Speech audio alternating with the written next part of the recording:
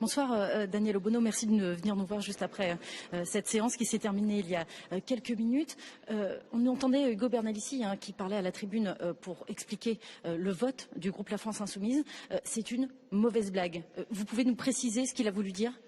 Il l'a explicité dans cette explication de vote parce qu'on a assisté à des tours de chauffe entre les Républicains en marche et les Républicains qui, les uns ont utilisé le prétexte d'un tweet pour faire capoter la CMP, alors que depuis le début, il nous dit qu'il y a urgence, qu'il faut absolument plier ça en 2-4-6.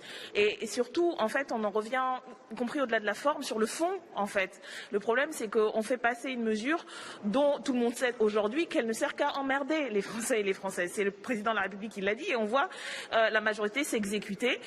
Il n'y a pas de discussion de fond sur les moyens complémentaires qu'il faudrait, pas simplement le vaccin. On sait que le vaccin n'empêche pas la transmission, il réduit les risques et c'est pour ça qu'il est utile. Mais il faut des purificateurs d'air, il faut des capteurs de CO2. Il a fallu une grève historique dans l'éducation nationale pour que le ministre Blanquer daigne enfin écouter ce que demandent les collectifs de parents, les syndicats d'enseignants et de lycéens et commence à envisager d'avancer de ce point de vue-là. 2 ans après le début de la crise. Et c'est ça qui est une mauvaise blague, parce qu'on a une espèce de théâtre de fantoches qui disent une chose et leur contraire. On ne sait pas, ils peuvent dire comme Monsieur Attal, dont on a rappelé qu'il expliquait qu'on ne pourrait faire de passe vaccinal que si on était sûr que le vaccin empêchait la transmission, ce qui n'est pas le cas. Et aujourd'hui, il peut, avec aplomb, expliquer que tout ça est très cohérent, etc. C'est une mauvaise blague parce qu'on est en crise sanitaire, qu'il y a urgence, que ça fait 2 ans que nous-mêmes faisons des propositions alternatives au confinement, alternatives